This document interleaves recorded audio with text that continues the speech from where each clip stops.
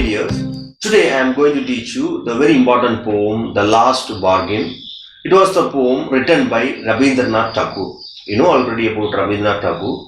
He was the man who wrote our national anthem. Actually, two countries made his poems as their national anthem. One is India, our Janaganamana, then Bangladesh. Bangladesh also made his one of the poem as their national anthem. Yeah. So in this poem, what he said, that is very important. Okay. What is the meaning of bargain? Bargain is an agreement in which both parties promise to do something for each other. You just imagine that. If your mother is saying you to go to shop, yes, your mother is saying you to go to shop and listen, you will ask your mother to give 5 rupees or 10 rupees to buy chocolates. Yes. So you are demanding your mother that if you want to go to shop, in the sense your mother should give you money to buy chocolates. Yes, that is a bargain, we could say. But in the lesson, in this poem, we are learning a very different bargain. It was very important. What was the bargain about? So we can learn. Before entering into this poem, we should know about very important and influential poets, Rabindranath Tagore. Okay, let me tell you about Rabindranath Tagore. Listen carefully. Rabindranath Tagore, born on 7 May in Calcutta, he was a Bengali poet, writer, music composer and painter. He got Nobel Prize in Literature for his work Gitanjali. His other notable works are Gora, Rabindra Sangeet, Janaganamana, Amir Shoner Bangla, etc. So here Janaganamana is our national anthem, our Indian national anthem. Amar Sonar Bangla, this is the national anthem of Bangladesh. Okay, so two countries made his poems as their national anthem. He died on 7 August in Calcutta at the age of 80. Okay, so this is what something about our Rabindranath Tagore. So we can move to the poem. First, let me read the introduction. A bargain is an agreement in which both parties promise to do something for each other. Someone is looking for work, waiting to be hired. He strikes a bargain but thinks it worthless. He tries twice again but he doesn't like either. Finally, in the last bargain, when he is hired for nothing, whatever, he is happy as never before. What is the bargain and why is it the best? So, a man wants to be hired. He wanted someone to give him job or make him to work. Okay, so he was ready to be hired, but he didn't like the first, second and third chance of being hired. He accepted the fourth one. Oh, he accepted the fourth one. What was that bargain that we are going to learn when we read this poem? Okay, yeah. So this poem had 4 paragraphs. So we can learn one by one. The first paragraph. Come and hire me, I cried while in the morning.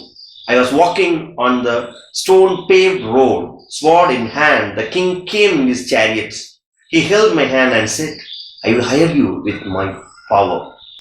But his power counted for naught, and he went away in his chariots. Yeah, so we can learn the new words now. Stone paved road covered with the stone. Road covered with the stones. Chariot, a vehicle drawn by horses. Okay, a vehicle drawn by horses, mostly used by kings. Counted for naught, counted for nothing or unimportant. Wandered, roaming aimlessly. Roaming without any aim, that is called wander. So in the first paragraph, our speaker, he was asking the people to hire him, to give him a job. Okay, a man came in his chariot. Yes, he was the king. He came in his chariot and want to hire our speaker. No, he said, I will hire you with my power. But our man our speaker didn't like that proposal. He hated that. He thought that his power was nothing. It was counted for nothing. One day, the king would lose his power, so our man, speaker, thought that his power was nothing. So he didn't like his proposal, he left him. So the king went away in his chariot. Our speaker didn't accept his proposal. Yeah. Then again, the next paragraph.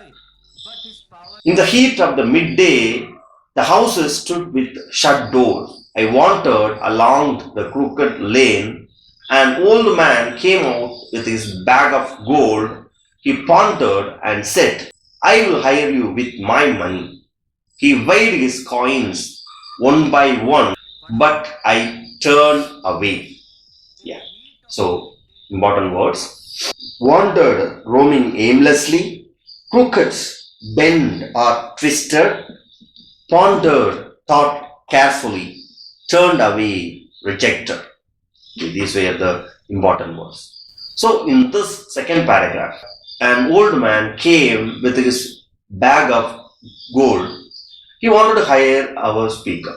He thought carefully and said to our speaker that he wanted to hire him with his money. But again, our speaker didn't like his proposal. He thought that the money which was not stable. One day, the money surely was going to leave him. So, he didn't like his proposal.